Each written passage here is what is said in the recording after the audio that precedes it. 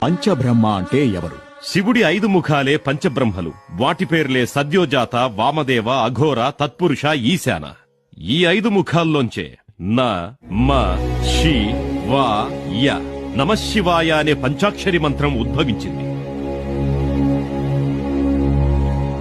ఈ 5 ముఖాలకి చైతన్యమిచ్చే ఆ శివుడే పంచముఖ పరమేశ్వరుడు, ప్రపంచ నాయకుడు. సరే, విభూతి ధారణ 3 రేఖలుగా ఎందుకుండాలి? వాటిని అడ్డంగానే ఎందుకు పెట్టుకోవాలి? అగ్నిమితి భస్మం, జలమితి భస్మం, స్థలమితి భస్మం, భస్మవ్యోమేతి భస్మ అనే వేదమంత్రం విభూతిని ప్రస్తావించింది. అగ్నిసార భస్మం వర్చస్సుని, తేజస్సుని, ఐశ్వర్యాన్ని, రక్షణను, పవిత్రతను, శాంతిని ఇస్తుంది. భస్మభాసన భసితం ప్రోక్తం భక్షకిల్మష భక్షణాత్ అనేది స్మృతివాక్యం.